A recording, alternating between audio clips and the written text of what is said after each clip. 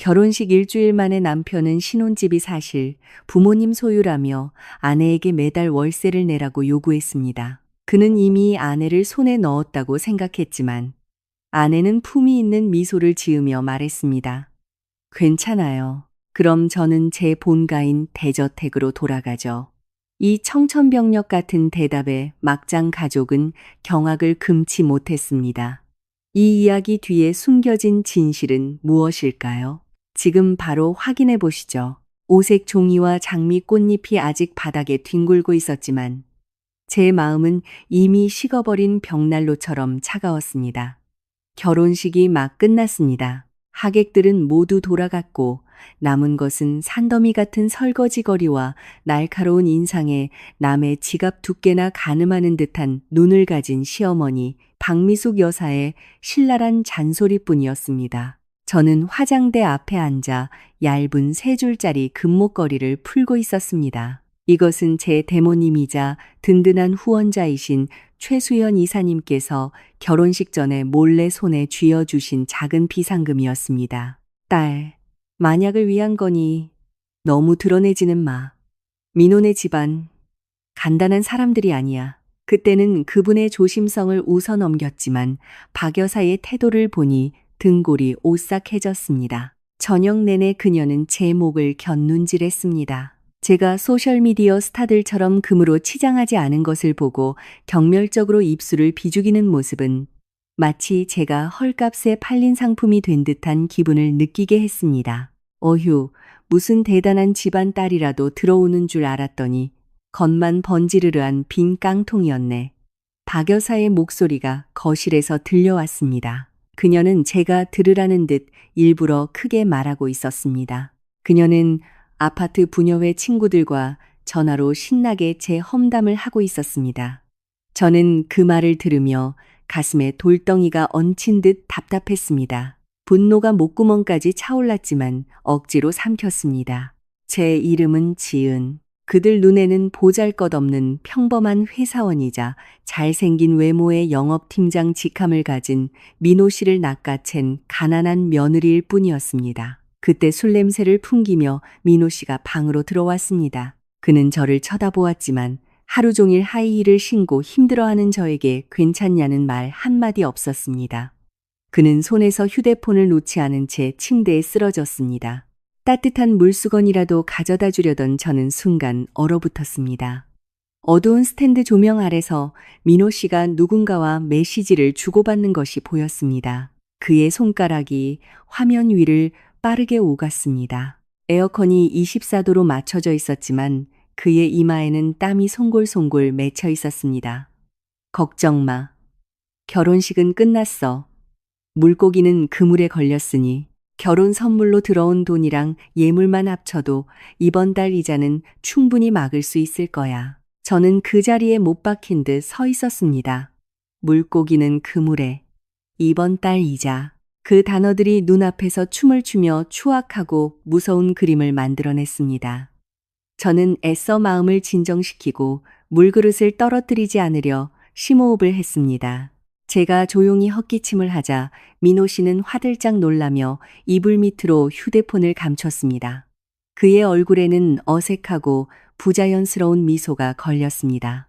지은아, 언제 들어왔어? 귀신처럼 소리도 없이 방금요. 누구랑 그렇게 심각하게 메시지를 주고받았어요? 저는 최대한 차분하게 물으려 했지만 등 뒤로 마주 잡은 손은 손톱이 손바닥을 파고들 정도로 굳게 쥐어져 있었습니다. 아, 그냥 친구가. 첫날 밤은 잘 보내고 있냐고 묻길래 민호 씨는 거짓말을 했습니다. 그의 눈은 제 시선을 피하며 불안하게 흔들렸습니다. 그는 서둘러 이불을 머리끝까지 뒤집어 썼습니다. 아, 피곤하다.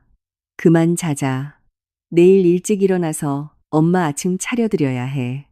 우리 엄마 입맛이 엄청 까다로우시거든. 저는 불을 끄고 남편 옆에 누웠습니다. 결혼한 지 하루도 채 지나지 않았지만 그는 완전히 낯선 사람처럼 느껴졌습니다. 우리의 첫날 밤에는 로맨스 소설처럼 장미도 달콤한 고백도 없었습니다. 오직 민호 씨의 규칙적인 코골이와 옆방에서 들려오는 박 여사의 돈 세는 소리뿐이었습니다. 축의금 봉투를 찢는 소리, 두둑한 봉투가 나올 때마다 터져 나오는 그녀의 웃음소리가 얇은 벽을 뚫고 제 뇌를 파고들었습니다. 저는 몸을 웅크린 채 천장을 바라보았습니다. 거리의 가로등 불빛이 노랗게 천장을 비추고 있었습니다. 불길한 예감이 온몸의 세포 하나하나를 파고들었습니다. 무언가 잘못되었습니다. 아주 단단히. 이 결혼은 첫날부터 계산적인 냄새가 진동했습니다. 그리고 아무래도 그들의 이야기 속 물고기는 바로 저인 것 같았습니다. 결혼 후 첫 일주일은 숨막히는 압박감 속에서 지나갔습니다. 명목상으로는 신혼여행 기간이었지만 실제로는 남편, 가족 전체를 위한 무급 가정부가 되기 위해 휴가를 낸 셈이었습니다. 이 신혼집은 강남의 고급 주상복합 아파트로 값비싼 가구로 채워진 넓은 30평대 공간이었습니다. 누구든 이 집을 보면 혀를 내두르며 민호 씨를 칭찬했습니다. 정말 대단하네. 이 젊은 나이에 벌써 이렇게 멋진 아파트를 장만하다니. 하지만 며칠 살아보니 저는 무서운 이상한 점들을 발견하기 시작했습니다. 그날 저는 거실을 청소하고 있었습니다. 원목으로 조각된 커피 테이블 밑을 닦으려고 허리를 숙였을 때 마치 재고 관리용 스티커를 급하게 떼어낸 듯한 작은 직사각형의 접착제 자국을 발견했습니다. 호기심에 카펫을 들어 올렸습니다. 그 밑에는 유성펜으로 쓰인 일련의 숫자와 함께 렌탈 2025, 대여 자산이라는 문구가 적혀 있었습니다. 설마 이 집의 모든 가구가 과시용으로 빌린 것이란 말인가? 너 거기서 도둑처럼 뭘 그렇게 뒤지고 있어?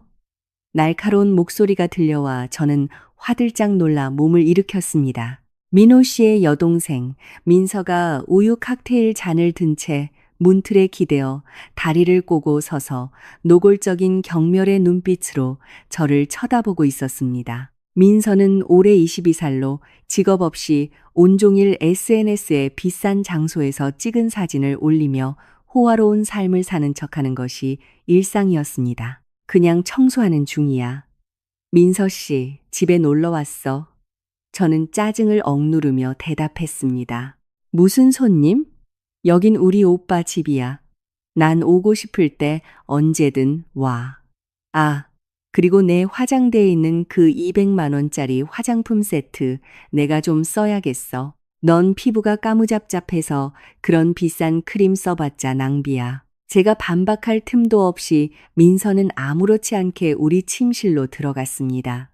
저는 허둥지둥 그녀를 따라 들어갔고 피가 머리로 솟구치는 광경을 목격했습니다. 그녀는 우리의 신혼 침대에 아무렇게나 누워 최 이사님이 선물해 주신 유명 브랜드의 비싼 파우더 팩트를 열어 얼굴에 듬뿍 바르고 있었습니다. 파우더 가루가 붉은색 침대보 위로 흩날렸습니다.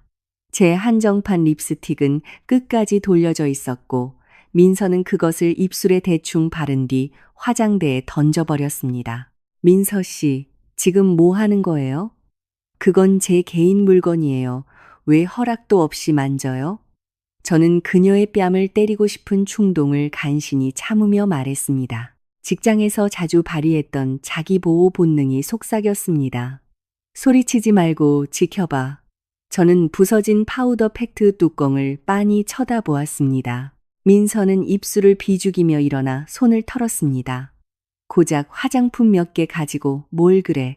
금덩이라도 되는 줄 알겠네. 넌 이제 이 집 며느리잖아. 그럼 내 물건은 우리 가족 모두의 물건이야. 우리 오빠가 너 여기서 살게 해주려고 이 큰 아파트를 마련했는데 내가 네가 쓰다 남은 거 좀 썼다고 뭘 그래. 되게 인색하네. 그러니 내 얼굴이 그렇게 궁상맞지. 그 말을 남기고 그녀는 거만하게 방을 나갔고 나가면서 덧붙이는 것도 잊지 않았습니다. 아, 그리고 엄마가 저녁에 갈비찜 하래. 이모들 초대해서 새 아파트 구경시켜준다고 했거든. 그러니까 이웃들 앞에서 망신당하지 않게 잘 좀 해봐. 저는 방 한가운데 망연자실하게 서 있었습니다. 망가진 화장품을 보며 가슴이 조여오고 숨이 막히는 것을 느꼈습니다. 인색해서가 아니라 시누이의 뻔뻔하고 도둑 같은 행동 때문이었습니다. 내 물건은 우리 가족 모두의 물건이야. 그 말은 불길한 경고처럼 머릿속에서 메아리 쳤습니다. 저녁 손님들이 오기 전에 민호 씨의 책장을 정리하다가 저는 데일 카네기 책에 꽂혀 있던 종이 한 장을 발견했습니다. 그것은 책갈피가 아니라 은행의 채무불이행 통지서였습니다.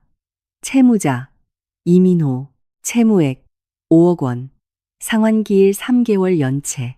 그리고 가장 끔찍한 것은 하단에 붉은 글씨로 쓰인 담보재산 압류 예고 통지라는 문구였습니다. 제 손이 떨렸습니다. 얇은 종이 한 장이 갑자기 견딜 수 없이 무거워졌습니다. 5억, 화려한 아파트, 비싼 차. 이 모든 것은 거대한 빚을 숨기기 위한 거칠애에 불과했습니다. 초인종 소리가 제 공황 상태를 깨뜨렸습니다. 시어머니의 손님들이었습니다. 저는 급히 통지서를 주머니에 쑤셔 넣었습니다. 심장이 가슴 밖으로 튀어나올 것처럼 뛰었습니다. 이 역할을 어떻게 계속 연기해야 할까? 저녁 식사는 거짓된 화려함 속에서 진행되었습니다. 향초 냄새가 무거운 음식 냄새와 섞여 메스꺼움을 유발했습니다. 식탁 위에는 박 여사가 한우, 대게, 전복 등 온갖 진수성찬을 차려놓았지만 아무도 식욕이 없어 보였습니다. 시어머니의 친구들은 서둘러 식사를 마치고 떠났고 남은 것은 저와 민호, 박 여사, 그리고 민서, 네 사람 사이의 무거운 침묵뿐이었습니다. 박 여사는 상석에 앉아 천천히 인삼차를 마셨습니다. 그녀의 눈이 교활하게 가늘어졌습니다. 그녀는 쿵 소리를 내며 찻잔을 내려놓았습니다. 마른 소리가 침묵을 갈랐습니다. 지은아, 박 여사가 소름 끼치도록 달콤한 목소리로 시작했습니다. 네가 우리 집 며느리가 된 지도 벌써 일주일이구나. 보니 너는 착하고 부지런한 아이 같아. 그녀는 잠시 말을 멈추고 민호를 흘깃 쳐다보았습니다. 민호는 접시에 코를 박고 감히 저를 쳐다보지 못했습니다. 하지만 뭐요, 어머님? 저는 젓가락을 꽉 쥐며 물었습니다. 우리 집은 전통을 중시하는 집안이야. 돈은 돈, 사랑은 사랑. 너도 민호가 이 아파트를 얼마나 힘들게 장만했는지 알지? 다 네가 호강하며 살게 하고 남들이 널 부러워하게 하려고 그런 거야.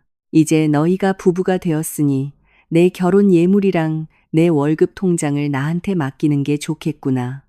내가 나이도 있고 절약하는 법을 잘 알거든. 너희를 위해서 잘 모아둘게. 나중에 애들 생기면 돈 들어갈 데가 많을 거야. 저는 하마터면 소리내어 웃을 뻔했습니다. 너희를 위해 모아둘게.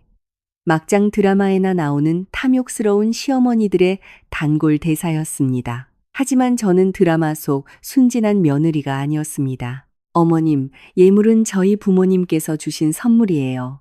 기념으로 제가 간직하고 싶습니다. 그리고 월급은 제 개인적인 용돈, 주유비, 통신비로 필요해요. 생활비는 매달 제 몫을 보태겠습니다. 저는 박 여사의 눈을 똑바로 쳐다보며 단호하게 대답했습니다. 시어머니의 얼굴이 굳어지고 미소가 사라졌습니다. 옆에 앉아있던 민서가 입술을 비틀었습니다.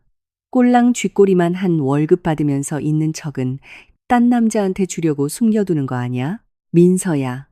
민호가 조용히 그녀를 제지했지만 저를 향한 그의 눈빛에는 책망이 담겨 있었습니다. 그는 접시를 내려놓고 헛기침을 한 뒤 마치 판결문을 읽으려는 듯 엄숙한 표정으로 말했습니다. 지은아, 사실 엄마랑 내가 너한테 할 중요한 얘기가 있어. 그는 잠시 머뭇거리다 말을 이었습니다. 솔직히 말해서 이 아파트는 엄마 명의로 되어 있어. 내가 살 때 돈이 좀 부족해서 엄마가 연금을 담보로 대출을 받으셨거든. 은행 이자가 너무 높아서 이제 감당하기 힘들어 하셔. 우리가 여기서 사는 이상 우리도 책임을 져야 해. 저는 숨을 죽이고 그가 말하는 책임이 무엇을 의미하는지 기다렸습니다. 이번 달부터 부모님께 월세를 내야 해. 은행 이자를 내고 노후에 부모님을 돕는 셈 치는 거지. 월세요? 저는 말도 안 되는 소리를 듣고 있다는 느낌에 되물었습니다. 부모님 댁에 살면서 월세를 내라고요? 남의 집에서 새들어 사는 거랑 뭐가 달라요? 그렇게 이기적으로 굴지 마. 민호가 얼굴을 찌푸렸습니다. 그의 목소리가 날카로워졌습니다. 아파트는 엄마 거야. 우리가 살게 해주신 것만으로도 감사해야지. 요즘 다들 힘든데 서로 도와야 하는 거 아니야? 그래서 한 달에 얼마인데요? 저는 온몸을 떨게 하는 분노를 억누르며 물었습니다. 박 여사가 끼어들었습니다. 그녀의 목소리는 지극히 평온했습니다. 아주 싸게 해줄게. 얘야. 이 동네 월세가 보통 300에서 400만 원은 하는데 식구니까 200만 원만 받을게. 내가 200만 원에 식비 50만 원, 합쳐서 250만 원을 내. 나머지는 민호가 내고 200만 원. 제 월급은 300만 원이었습니다. 그녀는 제 월급의 거의 전부를 요구하고 있었습니다. 피가 혈관 속에서 차갑게 식는 것 같았습니다. 저는 주머니 속에 있는 5억 원짜리 채무 통지서를 떠올렸고 이어서 저를 기대에 찬 눈으로 바라보는 세 개의 탐욕스러운 얼굴을 보았습니다. 이것은 가족 저녁 식사가 아니라 비즈니스 협상이었습니다. 그들의 허영심과 방탕한 생활 방식을 지불할 희생양으로 저를 삼기 위해 파놓은 함정이었습니다. 민호가 미리 인쇄해온 종이를 제게 내밀었습니다. 여기 서명해. 매달 엄마한테 월급을 이체하겠다는 약정서야. 내가 다 준비해놨어. 그 문서를 보는 순간 저는 제 전쟁이 바로 지금 시작된다는 것을 깨달았습니다. 거실의 공기는 활시위처럼 팽팽하게 당겨졌습니다. 저는 민호가 내민 월세 및 채무 상환 계약서를 받아들고 훑어보았습니다. 숫자와 터무니없는 조건들이 눈앞에서 춤을 추었습니다. 민호 씨, 어머님. 제 목소리는 더 이상 순종적인 며느리의 것이 아니었습니다. 다시 한번 묻겠습니다. 저를 며느리, 아내로 생각하시는 겁니까? 아니면 세입자로 생각하시는 겁니까? 박 여사가 쾅 소리를 내며 테이블을 내리쳤습니다. 간장 종지가 엎질러져 식탁보를 적셨습니다. 네가 지금 무슨 소리를 하는 거야? 어떤 며느리가 시댁 식구랑 돈 한 푼 가지고 이렇게 좀스럽게 굴어?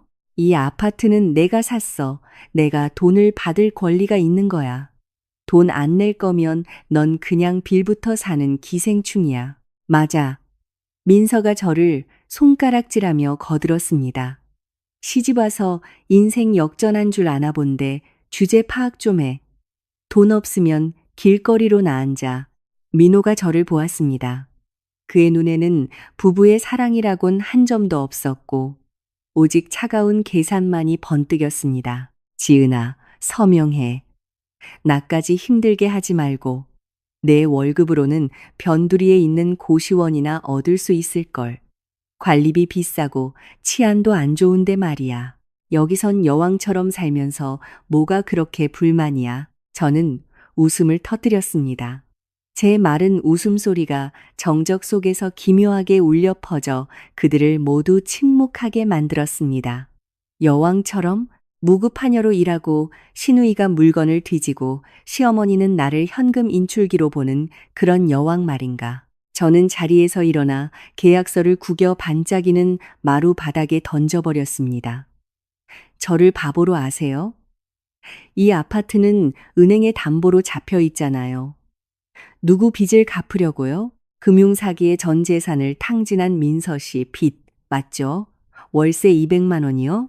민호의 얼굴이 창백해졌습니다. 박 여사는 너무 놀라 입을 벌렸고 민서는 하얀 시트처럼 얼굴이 질렸습니다. 내가 내 물건을 뒤졌어? 민호가 더듬거렸습니다. 당신들이 대놓고 남겨둔 걸요. 저는 비웃었습니다. 제 날카로운 시선이 박 여사에게 꽂혔습니다. 맞아요, 어머님. 전 당신들의 빚더미에 앉은 이 구멍난 쥐구멍 같은 집세를 낼 돈이 없어요. 여긴 너무 답답해서 숨을 쉴 수가 없네요. 저는 잠시 숨을 고르고 일주일 내내 참아왔던 마지막 일격을 날렸습니다. 괜찮아요. 빚과 함께 이 집은 당신들이나 실컷 끌어안고 사세요. 저는 제 본가인 대저택으로 돌아가겠습니다. 방 안에는 3초간 정적이 흘렀고 이내 박 여사가 폭소를 터뜨렸습니다. 그녀는 눈물이 쏙 빠지도록 웃으며 배를 잡고 저를 손가락질했습니다. 마치 제가 정신병원에서 탈출한 환자라도 되는 것처럼요. 아이고, 배야. 여러분, 이 미친 여자가 하는 말 들었어요? 대저택, 내게 대저택이 있다고? 서류상으로, 아니면 꿈속에서. 시골 농부 부모님을 둔 너 같은 평범한 회사원한테 무슨 대저택이 있어? 민호도 저를 동정 어린 눈으로 보며 피식 웃었습니다. 지은아, 충격받았구나. 헛것이 보이기 시작했어. 좋아, 이번 한 번은 용서해 줄게. 서류에 서명하고 어서 자. 그만 쇼하고 저는 더 이상 논쟁하지 않았습니다. 저는 조용히 돌아서서 침실로 가 결혼식 날 이후로 한 번도 제대로 풀지 않았던 여행 가방을 꺼냈습니다. 엄마, 쟤 진짜 가려나 봐. 민서가 소리쳤습니다. 가라고 해. 박 여사가 으르렁거렸습니다. 어디 얼마나 멀리 가나 보자. 쟤 같은 애들은 우리 집 없으면 다리 밑에서나 살 수 있어. 내가 너한테 경고하는데, 지은아. 이 문턱을 넘는 순간 다시 돌아와서 밥찌꺼기라도 달라고 빌 생각 마. 시어머니의 저주가 독화살처럼 등 뒤에 날아와 박혔지만 이번에는 아프지 않았습니다. 오히려 안도감이 느껴졌습니다. 저는 여행 가방을 끌고 엘리베이터에서 내렸습니다. 복도 타일 위로 바퀴 구르는 소리가 외롭게 울렸습니다. 비가 내리기 시작했습니다. 화려하지만 가짜이니 주상복합 건물을 나왔을 때 무거운 빗방울이 제 얼굴을 때렸습니다. 민호는 저를 따라 나오지 않았습니다. 아마 지금쯤 어머니와 소파에 앉아 제가 몇 시간 만에 울며 용서를 빌러 돌아올지 내기를 하고 있을 것입니다. 그들은 제가 그들의 보호가 필요한 약한 시골 여자라고 자신들이 저를 꽉 잡고 있다고 너무나 확신하고 있었습니다. 저는 택시를 잡았습니다. 나이든 기사님이 백미러를 통해 동정 어린 눈으로 저를 보았습니다. 아가씨, 이 더운 날씨에 어딜 가시나? 무슨 일 있어요? 평창동. 호수길로 가주세요. 저는 쉰 목소리로 말했습니다. 기사님은 놀라서 눈을 동그랗게 떴습니다. 평창동요? 거긴 재벌이나 고위 공직자들만 사는 동네인데. 이 시간에 거기서 뭘 하시게요? 집에 가는 길이에요. 차는 빗줄기를 뚫고 질주하며 불빛으로 빛나지만 차갑고 영혼 없는 고층 빌딩을 뒤로했습니다. 저는 창문에 머리를 기댄 채 번지는 빗방울을 바라보았습니다. 27, 결혼 7일차.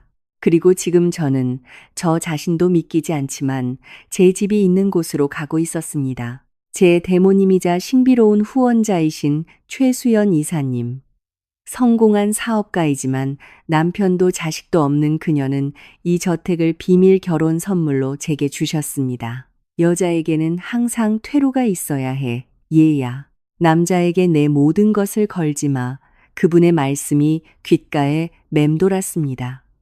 그때는 그녀가 너무 비관적이라고 생각했습니다.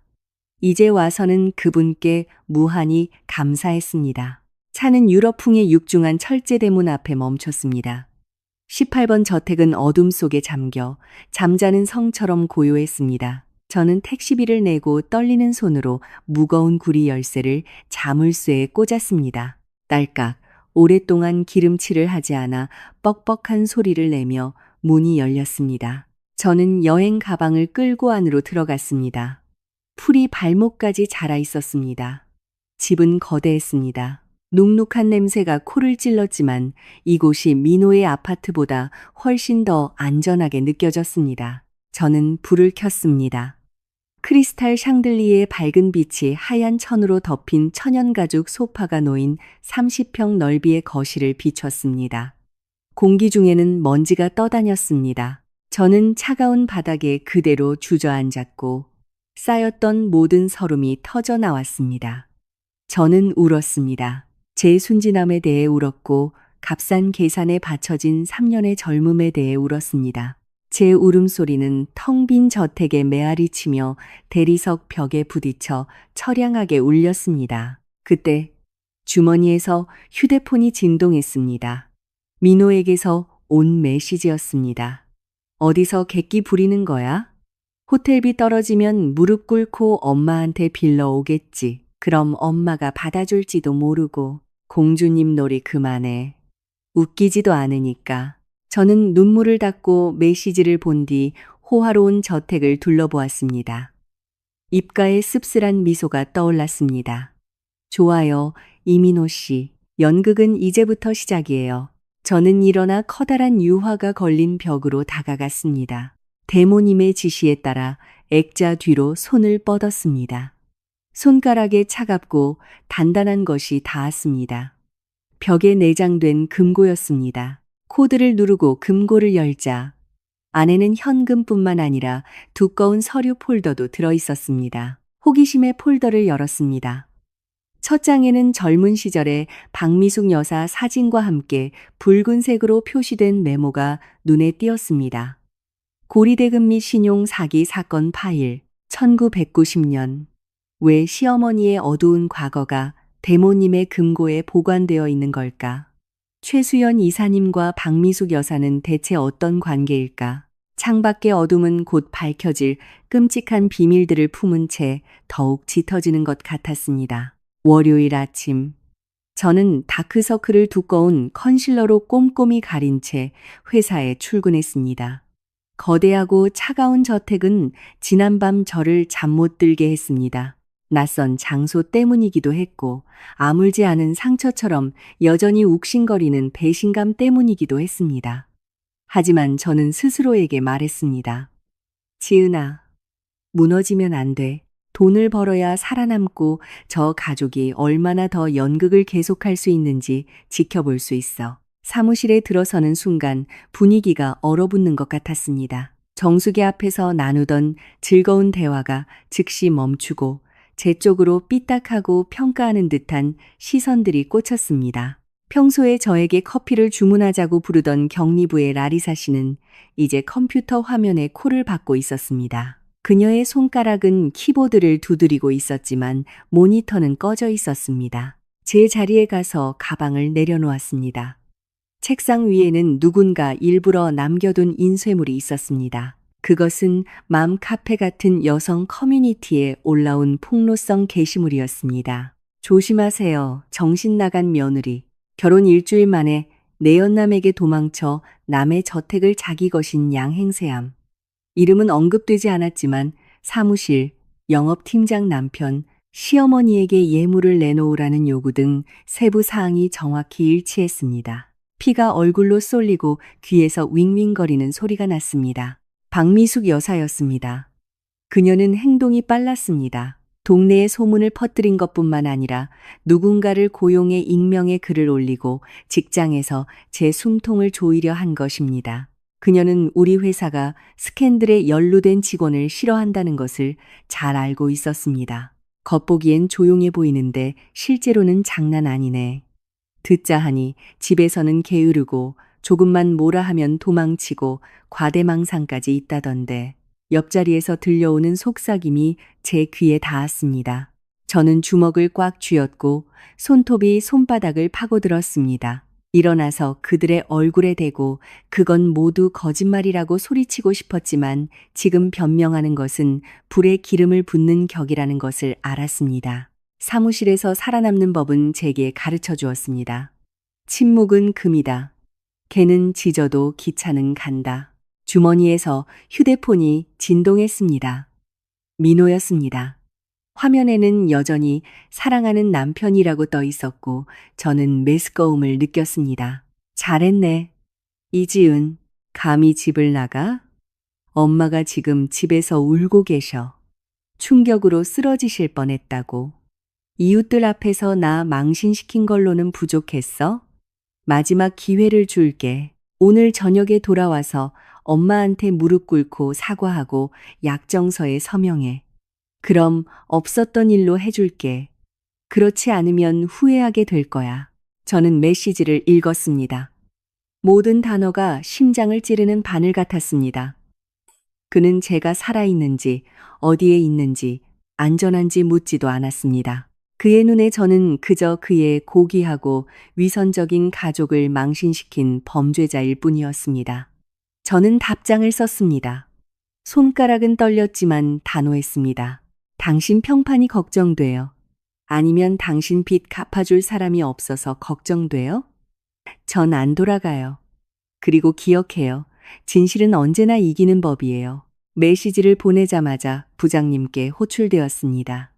그의 사무실 문이 닫히고 저는 호기심 어린 시선들로부터 차단되었습니다. 부장님은 저를 보며 한숨을 쉬고는 익명의 제보 메일을 책상 위에 올려놓았습니다. 지은 씨, 자네가 일 잘하는 건 알지만 회사가 이런 인터넷상의 가정사에 휘말리는 건 원치 않아. 문제를 원만하게 해결하게 회사 이미지 망치지 말고 만약 불만 전화가 계속 오면 자네를 잠시 휴직 처리할 수밖에 없어. 저는 사무실을 나오며 마치 낭떠러지 위외줄을 걷는 기분이었습니다. 한쪽에는 저를 먹여 살리는 직장이, 다른 한쪽에는 짓밟힌 명예가 있었습니다. 박미숙 여사는 저를 집에서 쫓아내는 것뿐만 아니라 막다른 골목으로 몰아 제가 그녀에게 자비를 구걸하며 기어오게 만들고 싶어 했습니다. 하지만 그녀는 착각했습니다. 저를 강하게 누를수록 저는 더 강하게 튀어오를 테니까요. 퇴근 후 저는 저택으로 가지 않았습니다. 대신 눈에 띄지 않는 카페로 갔고 그곳에는 이미 한 사람이 저를 기다리고 있었습니다. 민호가 대출을 받은 바로 그 은행의 여신 심사부에서 일하는 제 대학 동기 준우였습니다. 저는 5억 원의 빚에 대한 잔인한 진실을 모두 알아야 했습니다. 준우가 동정 어린 눈빛으로 제게 서류 복사본 한 뭉치를 내밀었습니다. 봐. 하지만 이게 나한테서 나왔다고는 절대 말하지 마. 좀 복잡한 사건이야. 저는 첫 페이지를 열었고 숫자들은 눈앞에서 춤을 추며 제가 상상조차 하지 못했던 끔찍한 현실을 그려냈습니다. 저는 멍하니 서류를 바라보며 앉아 있었습니다. 앞에 놓인 아이스커피는 이미 오래전에 녹아 제 결혼 생활처럼 맛이 없어져 버렸습니다. 5억 원의 빚은 민호의 주장처럼 아파트 구매 자금으로 빌린 것이 아니었습니다. 아파트는 사실 박미숙 여사가 5년 전 시골 땅을 판 돈으로 구매한 것이었습니다. 5억 원의 대출은 반년 전 리모델링을 위한 소비자 금융이라는 명목으로 실행되었지만 실제 돈은 다른 계좌로 들어갔습니다. 수취인은 이민서. 눈앞이 캄캄해졌습니다. 민서. SNS에서 자랑질만 하던 제 시누이가 거액의 빚을 진 장본인이었습니다. 내가 다 확인해봤어. 준우가 주위를 살피며 목소리를 낮췄습니다. 내 시누이가 레온인베스트라는 사기성 외환 거래소에 빠졌었어. 연초에 망했지. 손실을 만회하려고 사채까지 끌어다 썼는데 이자가 눈덩이처럼 불어나서 수억 원이 된 거야. 내 시댁은 절망에 빠졌고 결국 사채업자들 빚을 갚기 위해 아파트를 은행에 담보로 잡힐 수밖에 없었어. 지금은 매달 거의 100만 원에 달하는 이자도 겨우 내고 있는 상황이야. 저는 충격에 휩싸였습니다. 그래서 그랬구나. 그들이 저에게 요구했던 월세 200만 원에 민호의 월급 일부를 더한 돈이 바로 매달 내야 하는 대출 상환금이었던 것입니다. 그들은 저를 평생 그들의 철없는 딸이 저지른 잘못을 갚기 위해 일하는 젖소로 만들고 싶었던 것입니다. 민호도 박미숙 여사도 온 가족이 다 알고 있었습니다. 저만 그들의 재정적 구멍을 메우기 위해 집으로 들인 바보였습니다. 그리고 이것 봐. 준우가 마지막 페이지를 넘겨 작은 글씨를 가리켰습니다. 이 대출은 이미 연체 상태야. 만약 이번 달에 상환금을 내지 못하면 은행은 사건을 채권 추심팀으로 넘길 거야. 그럼 그들은 아파트를 확실히 잃게 돼. 저는 폴더를 닫으며 등골이 오싹해지는 것을 느꼈습니다. 그들이 결혼식 직후 저에게 돈을 내라고 그렇게 서둘렀던 이유가 있었습니다. 박미숙 여사가 제게 예물이 없는 것을 보고 그렇게 화를 냈던 이유도 있었습니다. 그들은 시한폭탄 위에 앉아 있었고 제가 그들과 함께 불타오르기를 원했던 것입니다. 카페를 나왔을 때는 이미 어두워져 있었습니다. 저는 목적 없이 인도를 걸으며 바쁘게 지나가는 사람들을 바라보았습니다. 제 화장품을 가져갈 때에 민서의 경멸적인 눈빛을 떠올렸고 책임에 대해 말할 때에 민호의 거만한 말투를 떠올렸습니다. 이 모든 것은 썩은 속을 감추기 위한 거칠애에 불과했습니다. 택시를 잡으려던 저는 갑자기 오토바이 한 대가 차들 사이를 아슬아슬하게 지나가는 것을 보았습니다. 헬멧도 쓰지 않은 문신한 남자 2명이 타고 있었습니다. 한 명의 손에는 야구 방망이가 들려 있었습니다. 오토바이는 제가 있는 곳에서 몇 미터 떨어진 길거리 카페 앞에 급정거했습니다. 그리고 구석에 앉아 하얗게 질린 얼굴로 공포에 떨고 있는 사람은 바로 민호였습니다. 저는 서둘러 나무 뒤로 몸을 숨겼습니다. 심장이 미친 듯이 뛰었습니다.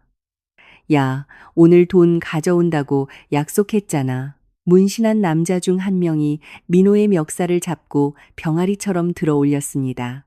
네가 결혼해서 아내 예물로 빚 갚는다고 했지. 예물은 어디 있어? 돈은 어디 있냐고? 제발. 민호의 목소리가 떨렸습니다. 아내가 돈을 가지고 집을 나갔어요. 며칠만 시간을 주세요. 제가 꼭 다 받아내겠습니다. 네가 우릴 바보로 알아? 3일 준다.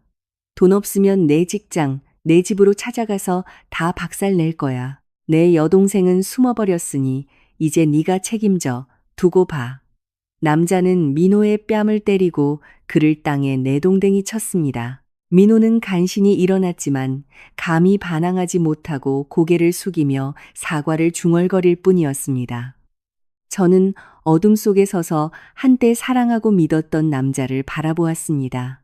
이제 그는 제 앞에 비겁하고 비열한 쓰레기로 서 있었습니다.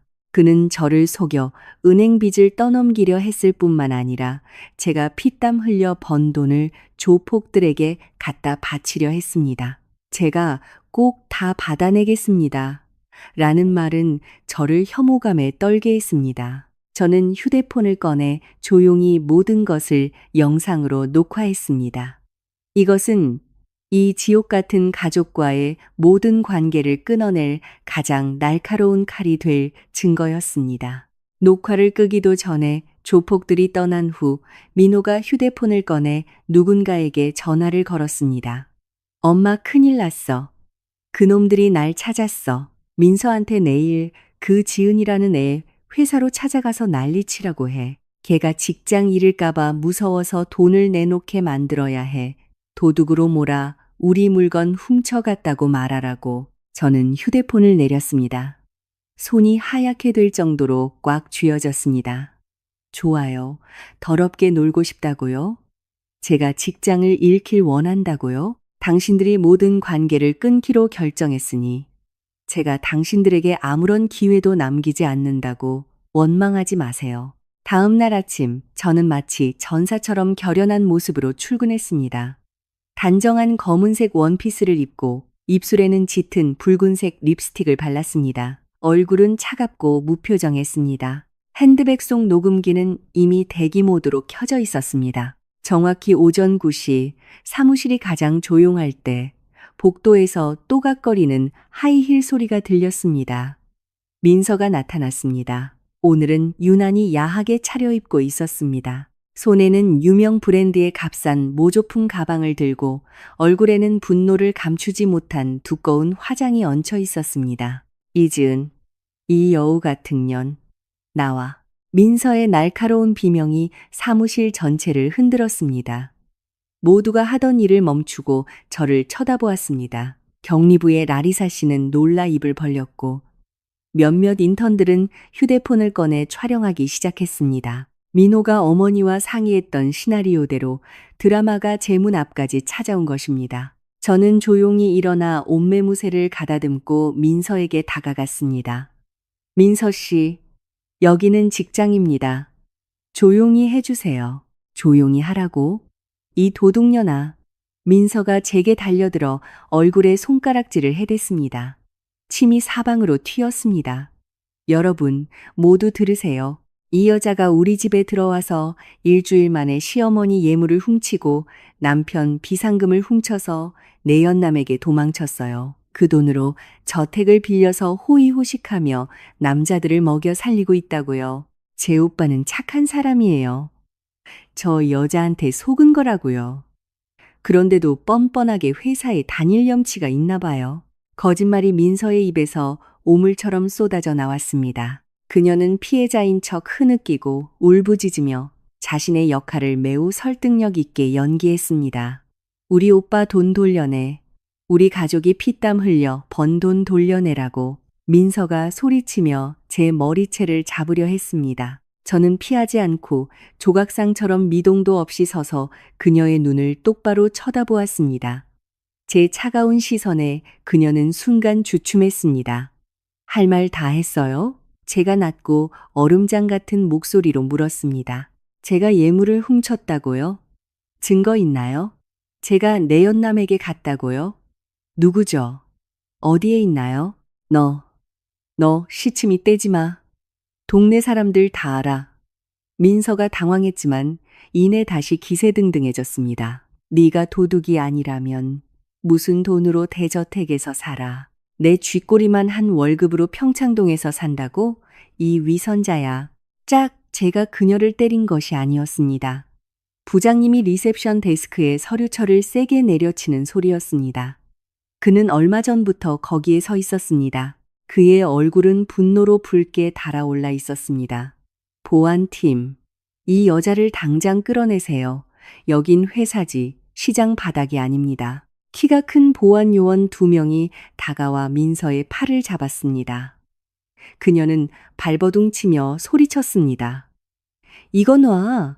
내가 당신들 고소할 거야. 이지은, 너 후회하게 될 거야. 내가 내 인생 가만두지 않을 거야. 민서가 엘리베이터 문 뒤로 사라지자 사무실에는 다시 침묵이 흘렀지만 매우 무거운 침묵이었습니다. 부장님이 실망스러운 눈으로 저를 보았습니다. 지은 씨, 내가 말했지. 가정 문제는 알아서 해결하라고 2번은 용납 못해 오늘 중으로 경위서 제출하게. 저는 고개를 숙였습니다. 죄송합니다. 제가 다 해결하겠습니다. 자리에 앉자 손발이 떨렸지만 마음 한구석은 이상하게 후련했습니다. 저에게는 모든 증거가 있었습니다. 민서의 명예훼손 녹음, 민호가 사채업자들에게 애원하는 영상, 그리고 은행 서류까지. 휴대폰이 진동했습니다. 대모님 최 이사님께 온 메시지였습니다. 내 사무실 CCTV로 다 봤어. 내가 그 회사 지분이 좀 있거든. 내가 몰랐겠지만 저 애 정말 막 나가네. 저 쓰레기 치우는데 도움이 필요하면 말하렴. 저는 미소를 지으며 답장했습니다. 걱정 마세요, 이모. 가장 재미있는 부분은 이제부터 시작될 거예요. 제가 직접 그들에게 교훈을 가르쳐 주고 싶어요. 최 이사님은 웃는 이모티콘을 보내셨습니다. 좋아, 우리 딸 용감하네. 무슨 일 있으면 바로 연락해. 아, 그리고 네가 사는 저택에 독이 될 만한 걸 좀 보내놨어. 저녁에 확인해 보렴. 독이라니. 그녀가 무슨 뜻으로 말했는지 이해하기도 전에 민호에게서 메시지가 왔습니다. 이번에는 태도가 180도 달라져 있었습니다. 위협도 욕설도 없었습니다. 여보, 뭐 해? 점심에 데리러 갈까? 어디 가서 밥 먹자. 엄마가 보고 싶어 하셔.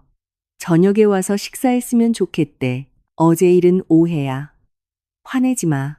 저는 비웃었습니다. 사냥감이 위험을 감지하고 전술을 바꾼 것입니다.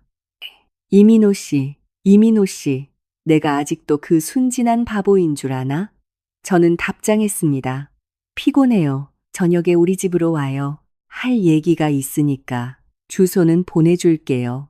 그리고 저는 그에게 평창동의 위치를 보냈습니다. 이제 새 장을 열고 포식자를 안으로 초대할 시간이었습니다. 저녁, 저는 연극 무대를 준비하기 위해 저택에 일찍 돌아왔습니다.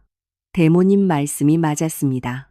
그녀는 독이 될 만한 몇 가지를 보내주셨습니다.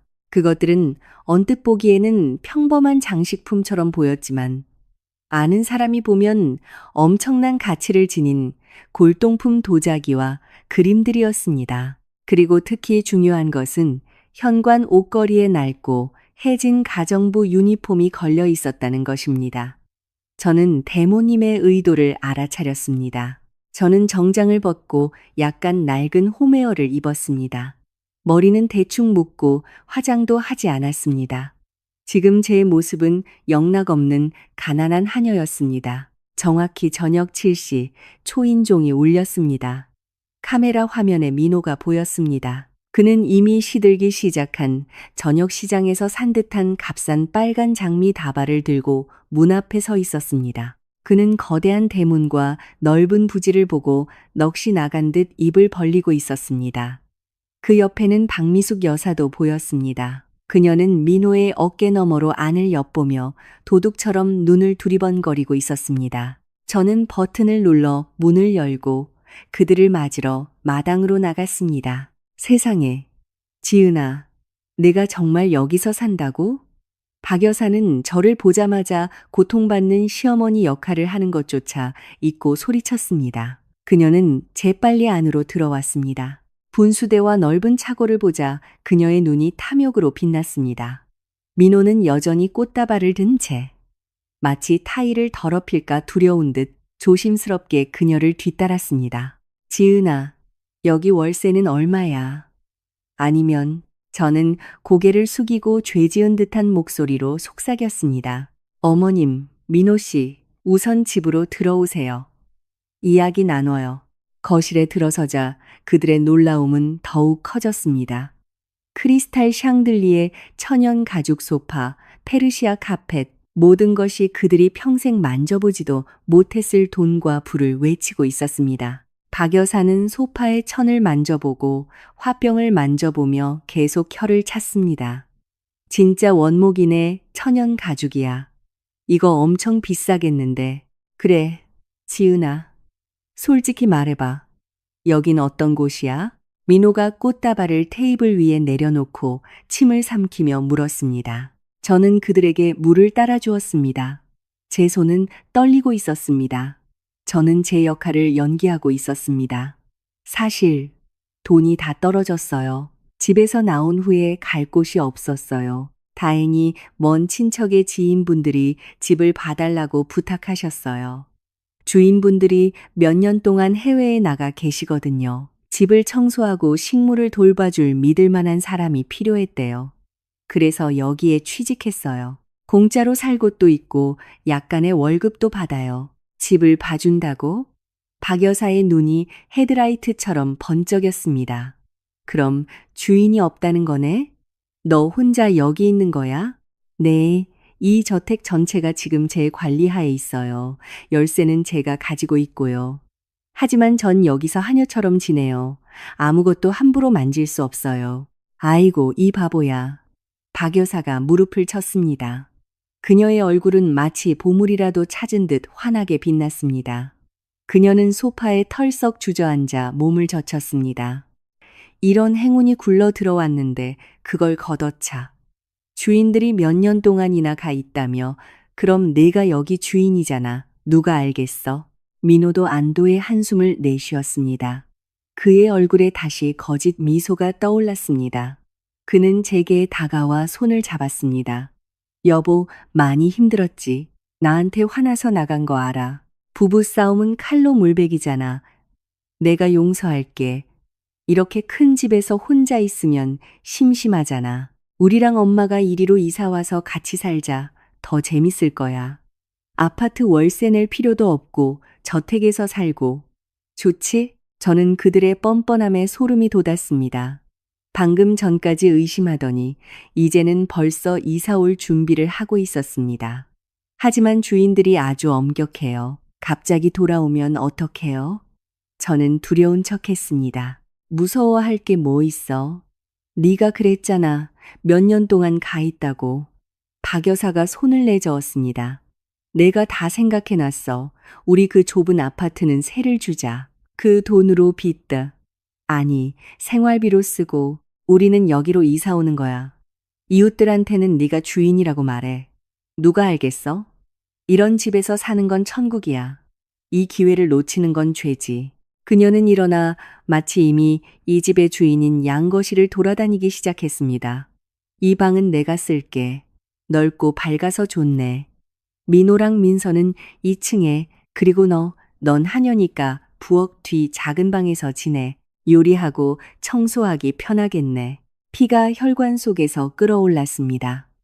그녀는 집을 빼앗으려 할 뿐만 아니라 제 집에서 저를 하녀로 만들려고 했습니다. 저는 이 탐욕스러운 여자를 때리지 않기 위해 손톱이 손바닥을 파고들 정도로 주먹을 꽉 쥐었습니다.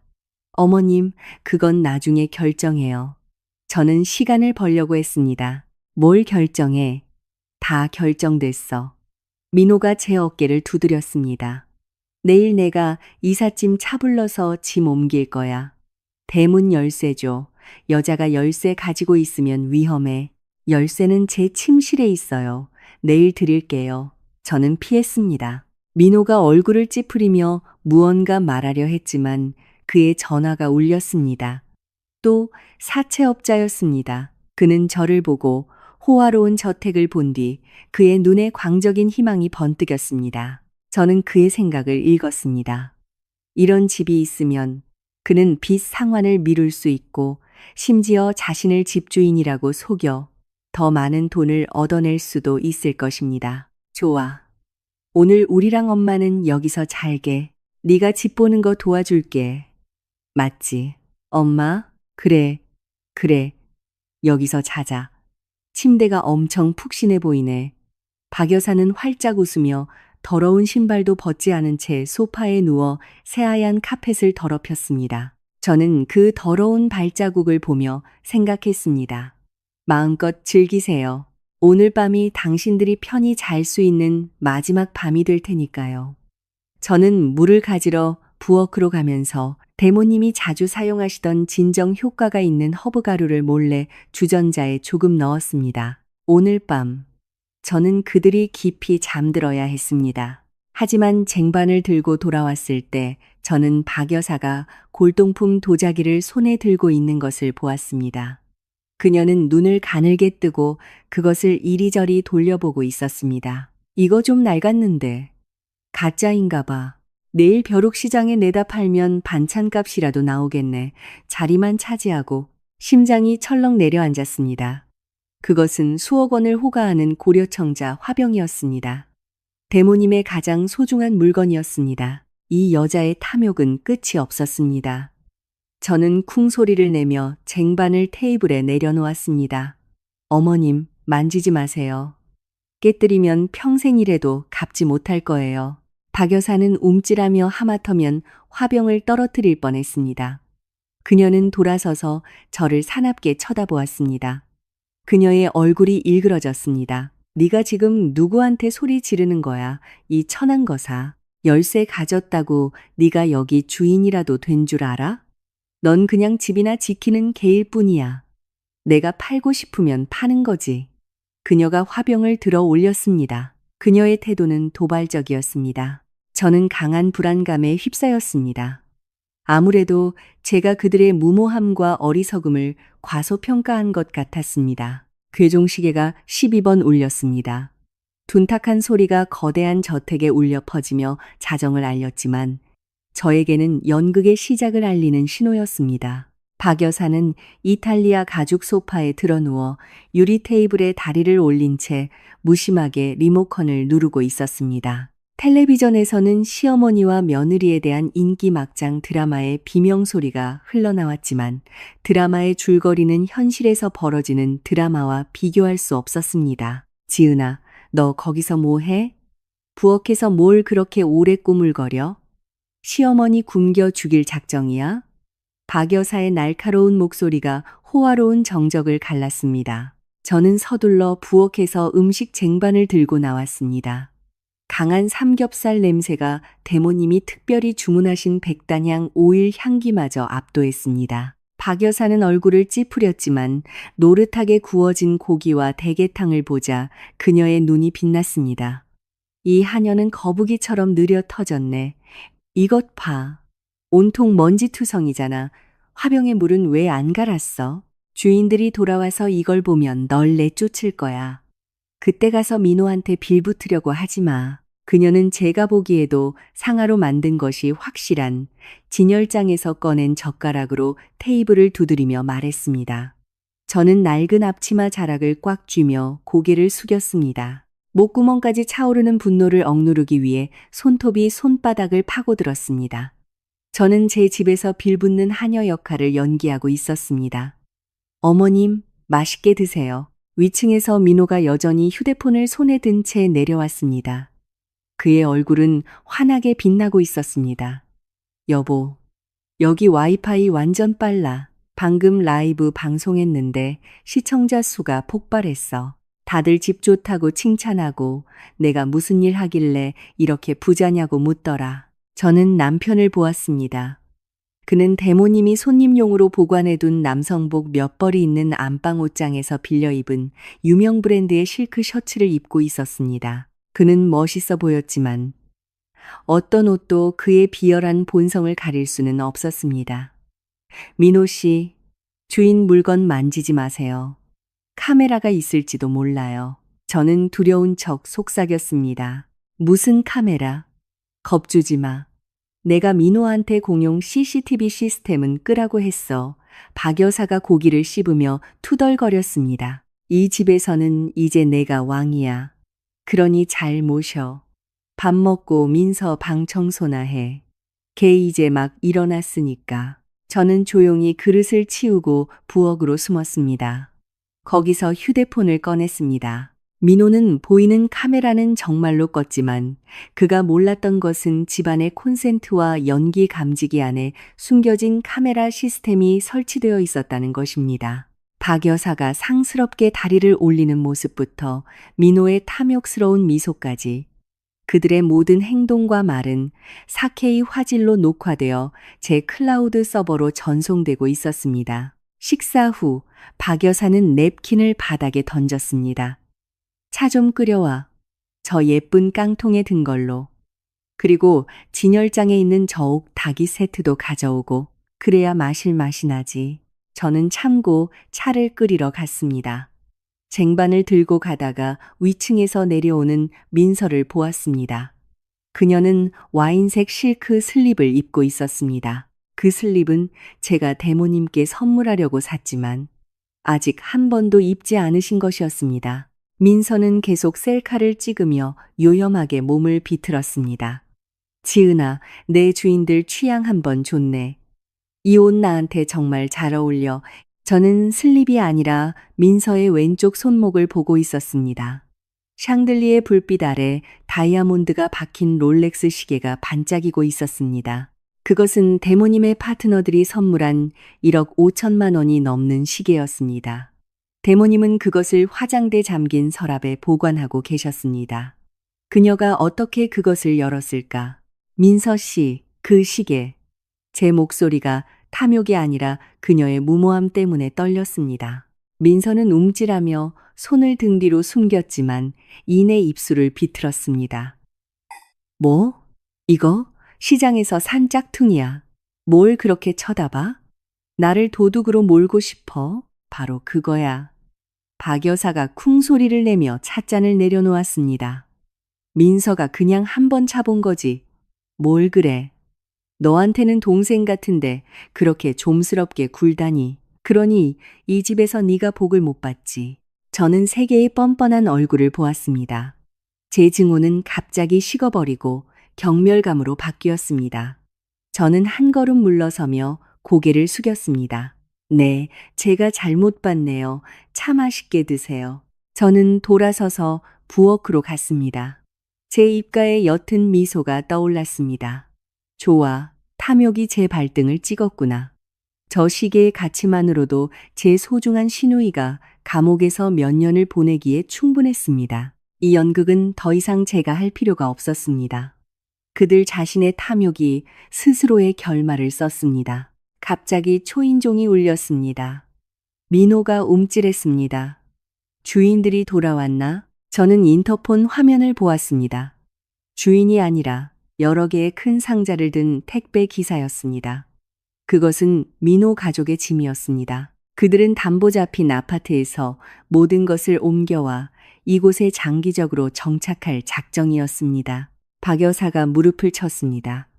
아, 짐 왔네. 지은아, 가서 들여놔. 저는 마당에 쌓인 상자 더미를 보며 그 자리에 못 박힌 듯 서 있었습니다. 그들은 정말로 이곳을 자기 집으로, 저를 평생 무료 하녀로 여기고 있었습니다. 상자들이 흉터처럼 호화로운 거실 한가운데 쌓였습니다.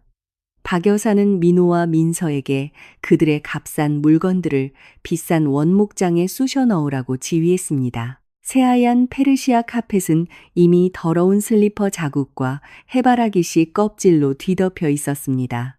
지은아, 너 거기서 조각상처럼 뭐 하고 서 있어. 가서 2층 안방이나 치워. 내가 거기로 이사할 거니까. 거기 자쿠지도 있더라. 다리 좀 담그게.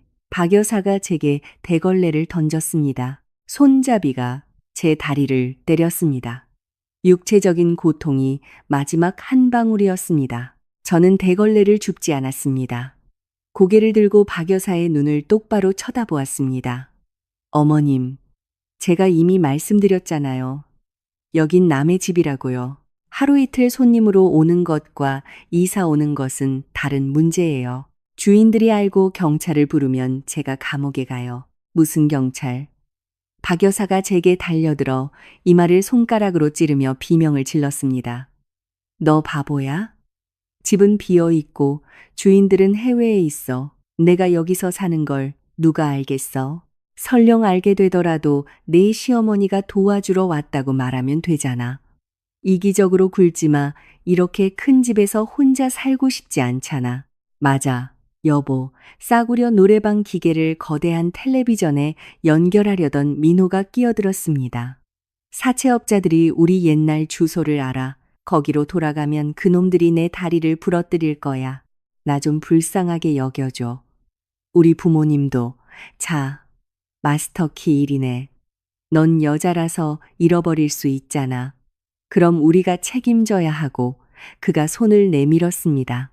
저는 뒤로 물러섰습니다. 제 목소리가 얼음장처럼 차가워졌습니다. 당장 당신들 짐 치우고 여기서 나가세요. 제 인내심도 이제 끝났어요. 방 안의 공기가 얼어붙었습니다. 박 여사는 당황했고 그녀의 얼굴이 시뻘개졌습니다. 내가 감히 나를 쫓아내? 이 은혜도 모르는 며느리 같으니라고. 내가 널 너무 오래 참아줬어. 열쇠 가졌다고 네가 주인인 줄 알아? 민호야, 너 뭐하고 서 있어? 내 아내가 내 엄마한테 대드는 거 보고만 있을 거야. 민호가 마이크를 던지고 제게 달려들어 손목을 부러질 것처럼 세게 잡았습니다. 지은아, 건방지게 굴지 마. 당장 열쇠 내놔. 우리 가족 전부 길거리에 나앉길 바라는 거야? 놔요. 저는 뿌리쳤습니다. 당신들이 길거리에 나앉는 건 나 때문이 아니라 당신들의 게으름, 탐욕, 그리고 빚 때문이에요. 모든 걸 내 탓으로 돌리지 마세요. 이 집에는 당신들 같은 사람들이 있을 자리가 없어요. 짝 강한 따귀가 제 왼쪽 뺨을 때렸습니다. 귀에서 윙하는 소리가 나고 세상이 흔들렸습니다. 저는 바닥에 쓰러지며 테이블의 날카로운 모서리에 부딪혔습니다. 입가에서 피가 흘렀습니다. 방 안의 정적이 흘렀습니다. 민호는 손을 든 채 떨고 있었습니다. 그의 눈에는 두려움이 있었지만 그것은 금세 분노로 바뀌었습니다. 네가 날 이렇게 만들었어. 좋은 아내가 되는 법을 가르쳐 주마. 저는 팔로 몸을 지탱하고 앉아 입가의 피를 닦았습니다. 고통은 저를 울게 만들지 않았습니다. 오히려 정신을 차리게 했습니다. 이 따귀는 저를 이 남자와 연결하던 마지막 가장 얇은 끈을 끊어버렸습니다. 저는 민호를, 비웃는 박 여사를, 그리고 흥미롭게 연극을 구경하던 민서를 보았습니다. 저는 웃음을 터뜨렸습니다. 제 웃음소리에 그들은 움찔했습니다. 좋아요. 이 한 대 똑똑히 기억해두죠. 그리고 한 푼도 빠짐없이 전부 돌려줄게요. 저는 일어나 옷을 털고 출구로 향했습니다. 어디가? 민호가 저를 막으려 하며 소리쳤습니다. 집들이 축하술이라도 사오려고요. 축하하고 싶으셨잖아요. 그렇죠? 저는 돌아섰습니다. 제 시선은 칼날처럼 날카로웠습니다. 민호가 멈칫했습니다. 아마 그는 저를 믿었거나 제가 무너졌다고 생각했을 것입니다. 그래, 빨리 가서 맥주나 사와. 딴 생각하지 말고 대문 열쇠는 나한테 있으니까. 저는 문 밖으로 나갔습니다. 어둠이 저를 삼켰습니다. 저는 맥주를 사러 가지 않았습니다. 주인들만 아는 덤불 뒤에 숨겨진 작은 쪽문으로 갔습니다. 저는 밖으로 빠져나와 문을 잠그고 차가운 철창 뒤에 서서 이미 노래방 소리가 들려오는 밝게 빛나는 저택을 바라보았습니다. 저는 휴대폰을 꺼냈습니다. 준우야, 나 지은이야. 서류 준비 다 됐어? 지금 갈게. 저는 뒤돌아서서 걸음을 옮겼습니다. 이미 작동한 달콤한 함정을 뒤로 한 채 오늘 그들의 집들이에는 아주 특별하고 초대받지 않은 손님들이 찾아갈 것이었습니다. 저는 변호사 사무실에서 최 이사님의 좋은 친구이자 유명한 형사 전문 변호사인 김영철 변호사님 맞은편에 앉아 있었습니다. 테이블 위에는 제가 최근 며칠간 모은 두꺼운 서류 폴더가 놓여 있었습니다. 은행 거래 내역서, 민호의 채무 서류, 훔친 시계를 차고 있는 민서의 사진, 그리고 가장 중요한 것, 민호가 저를 때리는 장면이 담긴 CCTV 영상과 그들 가족이 저택에서 물건을 부수고 사용하는 영상이었습니다. 정말 끝까지 가실 겁니까?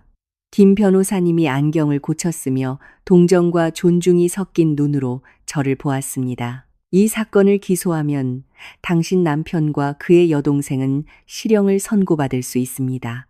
주거 침입, 특수절도, 상해, 모두 중범죄입니다. 저는 뺨에 멍을 만졌습니다. 고통이 그들의 잔인함을 상기시켰습니다. 저는 더 이상 약하고 순종적인 이지은이 아니었습니다. 확실해요. 그들이 제게 선택의 여지를 주지 않았으니 저도 그들에게 퇴로를 남겨줄 의무는 없어요. 가능한 한 빨리 고소장을 준비해 주세요. 김 변호사님이 고개를 끄덕였습니다. 알겠습니다. 최 이사님께 말씀은 들었습니다. 제가 전적으로 돕겠습니다. 지금 바로 관할 경찰서로 가서 고소장을 제출하죠. 현행범으로 잡아야 합니다. 검은색 변호사 사무실 차가 움직이기 시작했습니다. 저는 뒷좌석에 앉아 집 CCTV 영상을 보았습니다. 제 앞에는 혼돈의 장면이 펼쳐졌습니다. 저택 거실에서는 클럽 음악이 시끄럽게 울리고 있었고 민호, 민서, 그리고 그녀의 의심스러운 친구들이 하얀 가죽 소파 위에서 미친 듯이 춤을 추고 있었습니다. 레드 와인이 카펫 전체에 쏟아져 있었습니다. 박미숙 여사는 틱톡 라이브 방송을 하며 아들의 저택을 자랑하고 가상 선물을 받으며 감사 인사를 하고 있었습니다. 여러분, 좋아요 눌러주세요. 이 집 우리 아들이 산 거예요. 500평이에요. 가구는 전부 유럽에서 온 거고 수백억 원짜리예요. 그녀는 이 라이브 방송이 자신에게 가장 불리한 증거가 되리라는 것을 몰랐습니다. 저는 스크린샷을 찍고 영상을 저장했습니다. 그들이 더 많이 자랑할수록 그들의 목을 조이는 올가미는 더 단단해졌습니다. 도착했습니다. 김 변호사님의 목소리가 저를 현실로 돌려놓았습니다. 우리는 경찰서로 들어갔습니다. 제가 사건의 개요를 설명하고 제 명의로 된 소유권 증명서, 재산관리 위임장, 그리고 실시간 CCTV 영상 등 초기 증거를 제출하자 서장님의 얼굴이 굳어졌습니다. 사건이 심각하군요. 주거 침입에 공공질서 문란까지 경위. 팀 꾸려서 현장으로 출동해 신고인 이지은 씨도 신원 확인과 문 개방을 위해 동행하도록 하고 3대의 경찰차와 2대의 순찰 오토바이가 사이렌을 울리며 고급 주택가의 정적을 갈랐습니다. 저는 선두 차량에 앉아 창문에 비치는 경광등을 보았습니다. 심장이 두려움이 아니라 결말을 기다리는 흥분으로 뛰었습니다. 차들은 18번 저택 대문 앞에 멈췄습니다. 안에서는 여전히 음악 소리가 시끄럽게 울려 퍼지고 있었습니다. 그들은 환상 속 승리에 취해 죽음이 문을 두드리고 있다는 사실을 알지 못했습니다. 음악 끄고 문 여시오. 확성기를 통해 큰 소리가 울려 퍼졌습니다. 안에 음악이 뚝 끊겼습니다. 거실 불빛이 깜빡였습니다. 대문 틈으로 민호가 뛰쳐나오는 것이 보였습니다. 그의 얼굴은 시트처럼 하얗게 질려 있었습니다. 그는 밖을 내다보고는 비틀거리며 주저앉았습니다. 엄마, 경찰이야. 경찰이 문 앞에 왔어. 그의 비명은 돼지 멱다는 소리 같았습니다. 저는 차에서 내려 경찰서장 옆에 섰습니다. 그가 제게 신호를 보냈습니다. 저는 자물쇠에 열쇠를 꽂았습니다. 딸깍 무거운 대문이 열렸습니다. 경찰차의 밝은 헤드라이트 불빛이 마당을 비추며 입구에 옹기종기 모여있던 제 전시댁 식구들의 얼굴에 드리운 공포를 환히 드러냈습니다. 심판의 시간이 온 것입니다. 모두 꼼짝 마. 손머리 위로 명령이 천둥처럼 울려 퍼졌습니다. 민서의 친구들이 담을 넘으려 했지만 즉시 붙잡혔습니다. 거실은 아수라장이었습니다. 박미숙 여사는 레드와인 잔을 든 채 서 있었습니다. 그녀의 손이 너무 심하게 떨려 와인이 대모님에게서 훔친 실크 드레스 위로 쏟아졌습니다. 창백해진 민서는 롤렉스 시계를 풀어 소파 밑으로 던지려 했지만 경찰관이 재빨리 그녀의 손을 잡았습니다. 경찰관님, 이건 오해입니다. 민호가 더듬거렸습니다. 그의 다리가 후들거렸습니다. 여긴 제 아내 집이에요. 저희는 그냥 집들이를 하고 있었을 뿐입니다. 누가 착각했나 봅니다. 그는 주위를 둘러보았습니다. 그의 시선은 변호사와 경찰서장 뒤에 서 있는 저에게 멈췄습니다. 지은아, 저들에게 말해줘. 내가 내 남편이고 내 엄마라고 말해줘. 왜 경찰을 불렀어? 내 가족을 체포하려고? 그는 여전히 피해자 역할을 하려 하며 소리쳤습니다. 경찰서장이 서류철을 들고 앞으로 나섰습니다. 이민호 씨, 이 주소지에 주거 침입 및 재물절도 혐의로 신고가 접수되었습니다. 저택의 합법적인 소유주이신 이지은 씨께서 고소장을 제출하셨습니다. 소유주? 박미숙 여사가 입을 벌리고 턱이 빠질 듯 놀랐습니다. 말도 안 돼. 지은이는 그냥 하녀예요. 집을 봐주는 애라고요. 당신들이 착각한 거예요. 쟤는 저택 살 돈이 없어요. 제가 앞으로 나섰습니다. 샹들리에의 밝은 빛이 딱이 맞은 멍이 든 제 얼굴을 비췄습니다. 저는 박미숙 여사를 똑바로 쳐다보고 천천히 가방을 열어 붉은색의 부동산 등기 권리증을 꺼내 들어 올렸습니다. 박미숙 여사님, 이민호 씨, 똑똑히 보세요. 이것은 토지 및 그 지상 건물에 대한 소유권 증명서입니다. 소유자, 이지은. 하녀도, 가정부도 아니에요. 여긴 제 집입니다. 방 안에 죽음 같은 정적이 흘렀습니다. 박미숙 여사는 서류에 적힌 제 이름을 보고 다시 저를 보았습니다. 그녀는 충격으로 숨을 쉬지 못하고 심장을 부여잡으며 소파에 쓰러졌습니다. 네가 날 속였어. 이 사기꾼아. 그녀가 속삭였습니다. 누가 누굴 속였죠? 저는 씁쓸하게 비웃었습니다. 전 제가 하녀라고 말한 적 없어요. 그건 당신들의 탐욕이 만들어낸 이야기예요.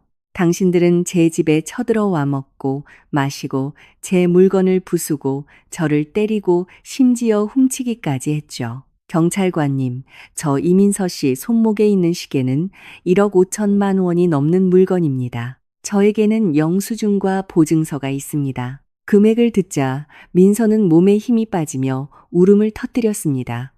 난 몰랐어. 그냥 한번 차본 거야. 오빠, 살려줘. 엄마, 살려줘. 철컥. 차가운 수갑이 그녀의 손목에 채워졌습니다. 이민서 씨, 조사를 위해 서로 가셔야겠습니다. 싫어. 난 감옥 가기 싫어. 지은아, 제발. 내가 잘못했어.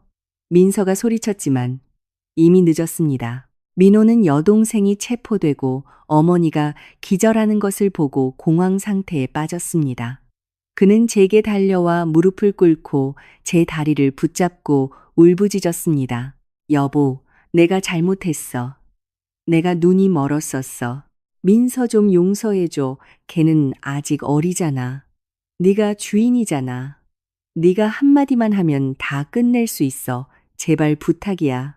저는 제 발치에 있는 남자를 보았습니다. 불과 몇 시간 전 저를 때리고 가르치겠다고 소리치던 그 남자였습니다. 이제 그는 벌레처럼 비참했습니다. 민호 씨, 제가 조용하고 차갑게 말했습니다. 나를 때릴 때 우리 가족 생각했어요?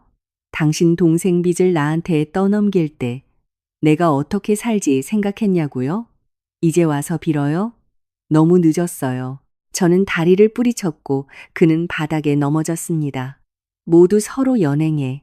경찰관이 명령했습니다. 민호를 일으켜 세워 출구로 끌고 갔습니다.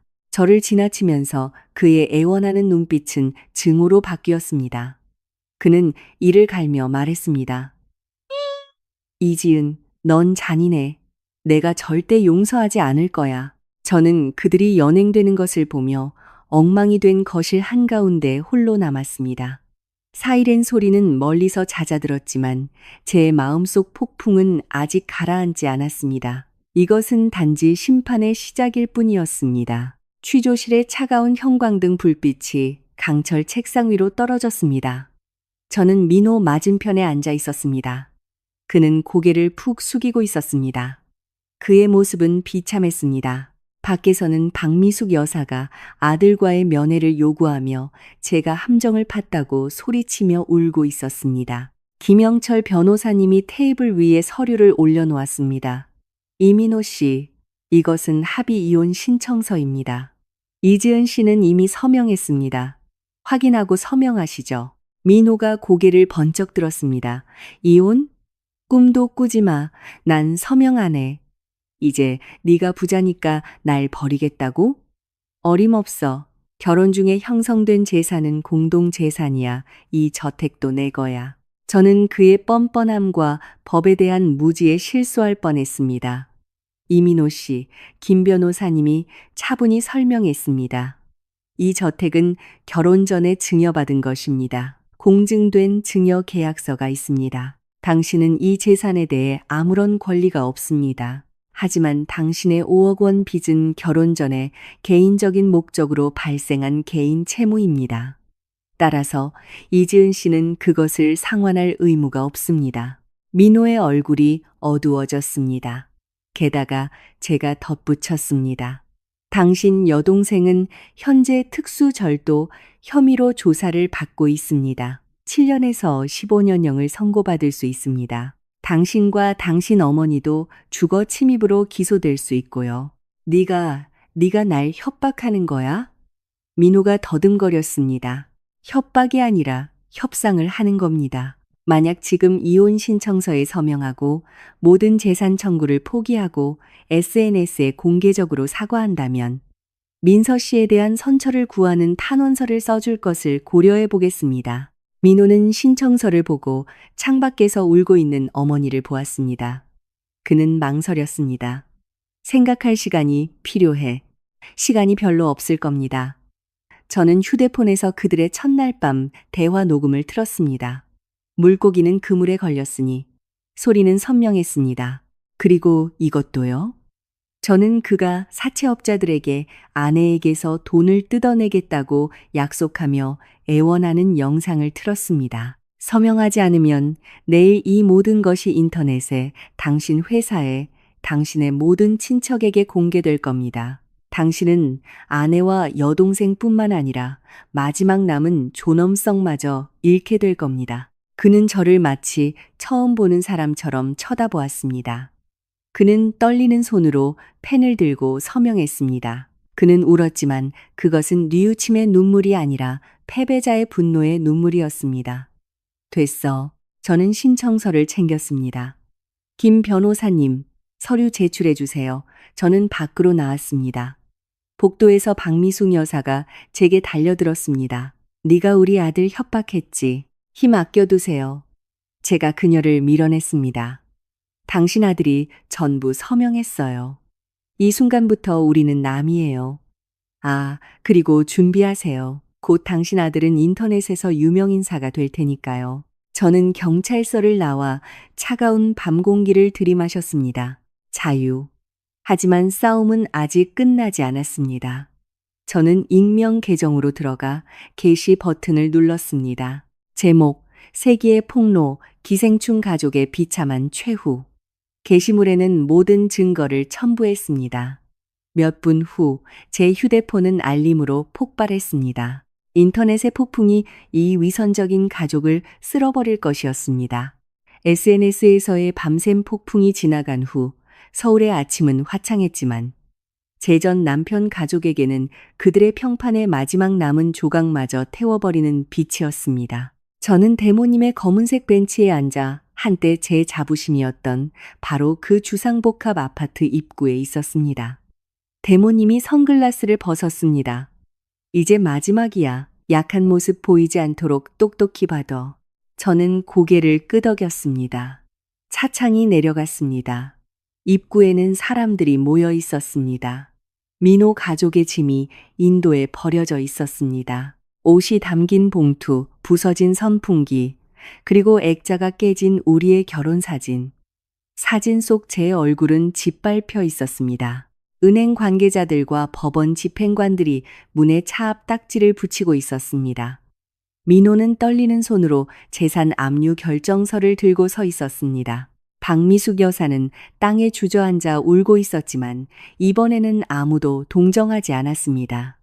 그녀가 집들이에 초대했던 이웃들은 옆에서 속삭였습니다. 꼴 좋다, 사기꾼들. 빚더미에 앉아서 허세만 부리더니 민호가 고개를 들었고 우리의 시선이 마주쳤습니다. 저는 우아한 크림색 정장을 입고 차에서 내렸습니다. 민호가 제게 달려들었지만 대모님의 경호원이 그를 막았습니다. 지은아, 날 구하러 왔구나. 그가 소리쳤습니다. 은행이 우릴 쫓아냈어. 나도 회사에서 잘렸고. 엄마랑 나, 우리는 이제 어디서 살아? 저는 아무 감정 없이 그를 보았습니다. 그건 당신들 문제죠. 우린 이혼했으니까. 하지만 넌 부자잖아. 대저택도 있고 억만장자 대모님도 있잖아. 그가 최 이사님을 가리켰습니다. 저분이 내 프로젝트에 투자하기로 약속했었어. 왜 이제 와서 너랑 같이 있는 거야? 대모님이 차에서 내렸습니다. 젊은이, 기억력이 나쁘군. 투자할 생각이었지만 탐정을 고용해 당신 가족에 대해 알아본 후에 마음을 바꿨네. 아내나 속여먹는 사기꾼들과는 일하지 않거든. 당신은 누군데요? 박미숙 여사가 더듬거렸습니다. 나는 지은이의 대모야. 최 이사님이 단호하게 말했습니다. 저택은 내가 지은이에게 준 선물이고 당신들은 다이아몬드를 내버리고 빚더미와 함께 남기로 선택한 거야. 이제야 깨달았나? 박미숙 여사의 얼굴이 하얗게 질렸습니다. 그녀는 무언가 중얼거리더니 땅에 쓰러졌습니다. 입에서 거품이 흘러나왔습니다. 뇌졸중이었습니다. 엄마, 민호가 소리쳤습니다. 구급차가 도착했습니다. 어머니를 차에 태우며 민호는 제게 마지막 애원하는 눈빛을 던졌지만 저는 말없이 차창을 올렸습니다. 벤츠는 탐욕으로 파괴된 가족과 먼지를 뒤로 한 채 움직였습니다. 시립병원, 저소득층 병동, 소독약과 고통의 냄새가 났습니다. 오고 싶지 않았지만 변호사님이 민서의 탄원서 문제를 해결하기 위해 와보는 것이 좋겠다고 조언했습니다. 민호는 수납되지 않은 청구서 뭉치를 들고 응급실 문 앞에 앉아 있었습니다. 저를 보자 그는 벌떡 일어났습니다. 지은아, 왔구나. 네가 우릴 버리지 않을 줄 알았어. 그가 제 손을 잡으려 했지만 저는 뒤로 물러섰습니다. 어머님은 어떠세요? 뇌졸중이야. 왼쪽이 마비됐어. 긴급 수술이 필요하대. 비용이 5천만 원 정도 든다고 그가 빠르게 말했습니다. 지은아, 나 돈이 없어. 카드는 정지됐고 집은 차압됐고 친구들은 다 등 돌렸어. 5천만 원만 빌려줘. 평생 너를 위해 일할게. 저는 그를 보았습니다. 그 금액은 지금 저에게 큰 돈이 아니었지만 그에게는 어머니의 목숨이었습니다. 하지만 저는 그들이 제게 빚을 갚으라고 강요했던 일, 민호의 딸이 그들의 경멸을 떠올렸습니다. 피어오르려던 동정심이 즉시 사그라들었습니다. 안 빌려줄 거예요. 제가 차갑게 말했습니다. 당신이 갚지 않을 거라는 걸 아니까요. 민호는 복도 한가운데서 그대로 무릎을 꿇었습니다. 호기심 어린 시선에도 아랑곳하지 않았습니다. 지은아, 제발 부탁이야. 우리 엄마잖아. 비록 잘못하셨더라도 늙은 분이야. 정말 돌아가시게 내버려 둘 거야? 너한테 5천만 원은 핸드백 하나 사는 값이잖아. 또 그 위선. 일어나세요. 연극하지 말고요.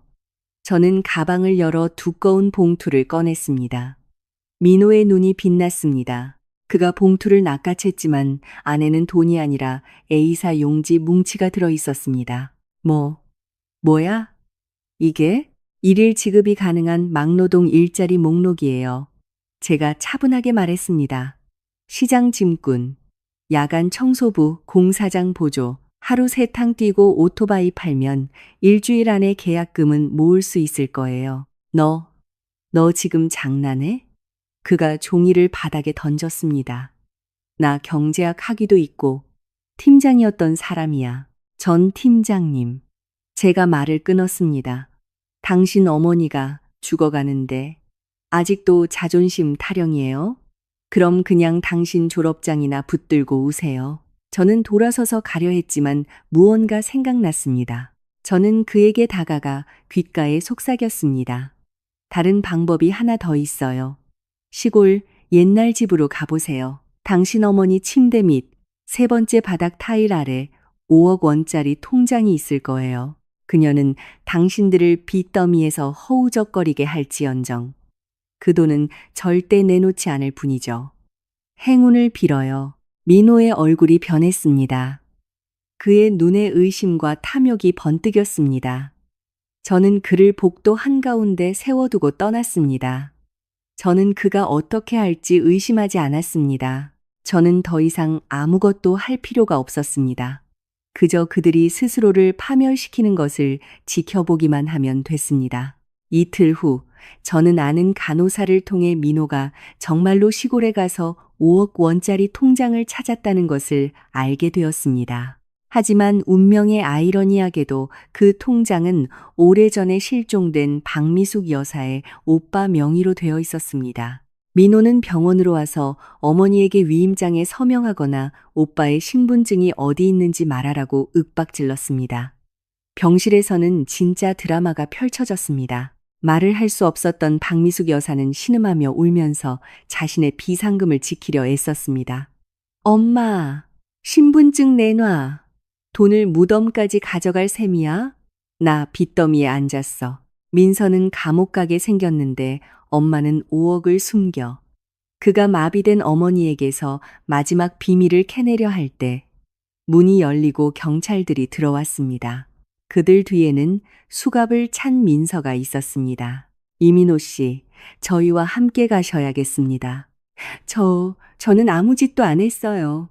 레온 인베스트 사기 사건에 대한 수사를 확대했습니다. 당신 여동생이 당신이 공범이었고 당신 계좌를 통해 돈 세탁을 했으며 당신의 전 아내 재산을 사기적으로 편취하려 한 것을 포함해 다른 사람들을 끌어들였다고 진술했습니다. 민호가 민서를 보았습니다. 그녀는 고개를 숙였습니다. 미안해 오빠. 주모자를 불면 형량을 줄여준다고 했어. 네가 친오빠를 팔아넘겨. 민호가 그녀에게 달려들었지만 제지당했습니다.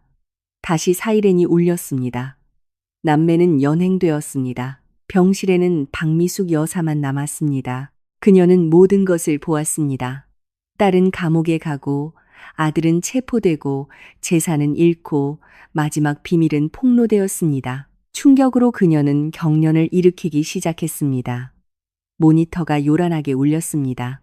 의사들이 그녀를 구하기 위해 달려들었습니다. 저는 유리창 너머로 이 광경을 무거운 마음으로 지켜보았습니다.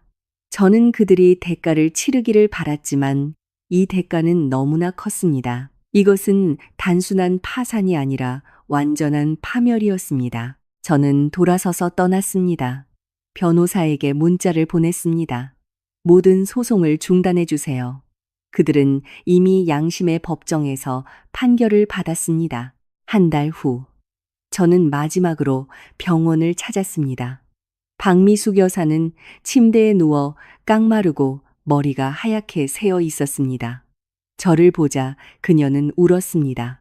저는 말없이 탁자 위에 과일과 따뜻한 죽을 놓았습니다. 저는 그녀의 모든 병원비를 지불하고 한 달간 간병인을 고용했습니다. 그 후 그녀는 국립요양원으로 옮겨질 것입니다. 시골집은 제가 팔아서 손해배상금에 보태고 민호와 민서의 형량을 줄이는 데 쓰도록 도왔습니다. 눈물이 그녀의 뺨을 타고 흘렀습니다. 그녀는 무언가 말하려 애썼습니다. 사과하지 않으셔도 돼요. 제가 고개를 저었습니다. 제가 이렇게 하는 건 당신들을 용서해서가 아니라 제 자신을 놓아주기 위해서예요. 증오를 품고 살고 싶지 않아요. 저는 평범한 결혼 반지를 꺼내 그녀의 손바닥에 놓았습니다. 돌려드릴게요. 이걸로 우리의 인연은 끝입니다. 저는 나왔습니다. 등 뒤에서 그녀의 억눌린 울음소리가 들렸습니다. 그것은 뒤늦은 후회의 눈물이었습니다. 밖에서는 대모님이 기다리고 있었습니다. 저는 달려가 그분을 껴안았습니다. 제 뺨을 타고 눈물이 흘렀지만 그것은 해방의 눈물이었습니다. 집에 가자, 딸. 네, 집에요. 저는 미소 지었습니다. 내 집, 내 인생. 이제는 내가 주인이 될 그곳으로. 1년 후, 저는 제 디자이너 의류 부티크의 문을 열었습니다. 이혼 후, 저는 회사를 그만두고 대모님의 돈으로 제 브랜드를 시작했습니다. 사업은 아주 잘 되었습니다. 저녁에는 두 번째 매장 자리를 보러 가고 있었습니다. 신호등 앞에서 제 시선이 인도에 멈췄습니다. 나무 아래 낡은 오토바이 옆에 빛바랜 배달원 유니폼을 입은 깡마른 남자가 앉아 있었습니다. 그는 휠체어에 앉은 노부인에게 조심스럽게 숟가락으로 죽을 떠먹여주고 있었습니다. 여자는 머리가 하얗고 입이 비뚤어져 있었지만 아들을 애정어린 눈으로 바라보고 있었습니다. 그들은 민호와 박미숙 여사였습니다. 그는 가석방으로 일찍 출소했습니다. 그는 늙었고 손은 일로 거칠어져 있었습니다. 그는 참을성 있게 어머니의 입을 닦아주고 자신은 마른 빵 한 조각을 베어 물었습니다. 더 이상 허세도 거짓도 없었습니다. 그저 노동과 뒤늦은 효도로 자신의 죄를 씻으려는 아들만이 있었습니다. 신호가 녹색으로 바뀌었습니다. 저는 차창을 내리고 무언가 말하고 싶었지만 멈췄습니다. 제 등장은 불필요했습니다. 그들에게는 그들만의 삶이 있었습니다. 힘들지만 어쩌면 더 정직한 삶, 그리고 저에게도 제 삶이 있었습니다. 저는 엑셀을 밟았습니다. 백미러 속에서 그들의 모습이 점점 작아지다 사라졌습니다. 제 입가에 옅은 미소가 떠올랐습니다. 인생은 공평하다. 하지만 때로는 가장 좋은 결말은 적의 파멸이 아니라 그의 뉘우침, 그리고 자신을 위해 과거의 진흙탕 위로 높이 날아오를 기회일지도 모른다. 저는 라디오를 켰습니다. 앞에서는 석양이 도로를 황금빛으로 물들이고 있었습니다. 저는 제 새로운 인생의 여명이 이미 밝았다는 것을 알았습니다. 소중한 시간을 내어 저희 인생 역전 채널의 이야기를 들어주셔서 감사합니다. 이 영상이 유익하셨다면 좋아요를 누르고 소중한 사람들과 공유하고 물론 채널을 구독하고 알림 설정을 하여 새로운 소중한 자료를 놓치지 마세요. 함께 배우고 경험을 나누며 건강과 마음의 평화가 가득한 성숙한 삶을 준비하는 따뜻한 커뮤니티를 만들어 갑시다. 여러분과 여러분 가족의 행복과 안녕을 기원합니다. 다음 영상에서 다시 만나요.